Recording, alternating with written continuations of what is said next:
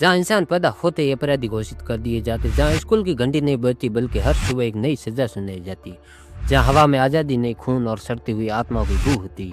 यहाँ कोई horror film नहीं है या कोई कल्पना नहीं, ये उत्तर कोरिया की कैंप सौदा जेल है। एक ऐसी जेल जो सिर्फ हड्डियां में इंसान की आत्मा तक कुचल देती है। यहाँ कोई अदालत नहीं होती, कोई सुनवाई नहीं होती, तुमने क्या किया किसने देखा कोई फर्क नहीं पड़ता, बस एक शक और जिंदगी तबाह। जिन्हें तुम कैदी कहते हो वो कभी आज़ाद थे ही नहीं, कई तो जेल में ही पैदा हुए और वहीं मर गए, बिना ये समझे कि जेल के बाहर दुनिया कैसी होती है। यहाँ खाना जहर जैसा होता और सजा एक दिन की नई पीढ़ियां तक चलती है। पिता ने कोई गलती की, बेटे को कैद कर दो, एक ऐसी नर्क जो जमीन पर बसाया गया है। यहाँ हंसी नहीं गूंजती, सिर्फ चीखें और घुटन होती है।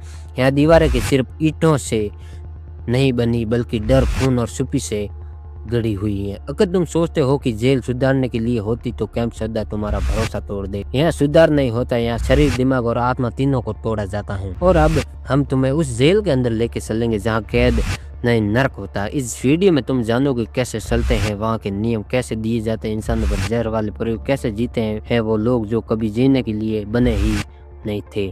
तैयार हो जाओ, तुम जो देखने वाले हो वो तुम्हें हिला कर रख देगा। ये कैंप सौदा है और यहाँ कोई भी लौट कर इंसान नहीं आता। मौत के दरवाजे पर पहला कदम।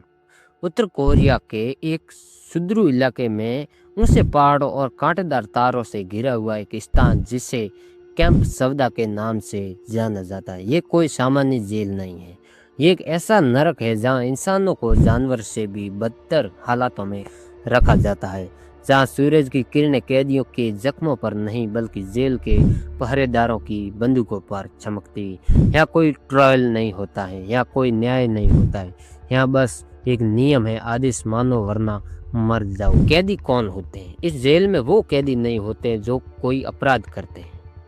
यहाँ कैदी वे होते हैं जिनके पूर्वजों ने कभी सरकार की निंदा की थी या फिर उन्हें बस शक के आधार पर पकड़ लिया गया। उत्तर कोरिया का नियम है, यदि किसी गद्दारी की तो उसकी 3 पीढ़ियों को सजा मिलेगी। इसका मतलब अगर किसी के दादा ने विरोध किया तो उसका बेटा, बहू, पोता सभी को जेल में डाल दिया जाएगा। दिन दरसा हर दिन एक मौत।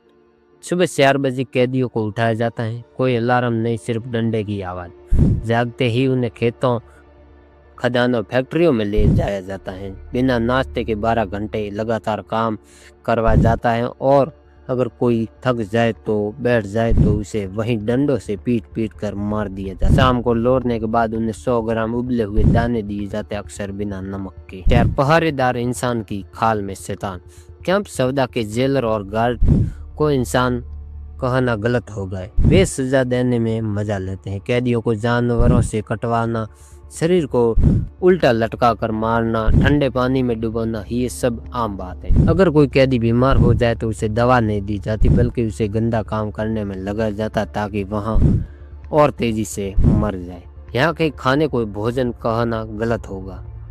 हर कैदी को दिन में सिर्फ 2 बार 100 ग्राम उबले दाने दिए जाते हैं, बिना मसाले, बिना स्वाद के।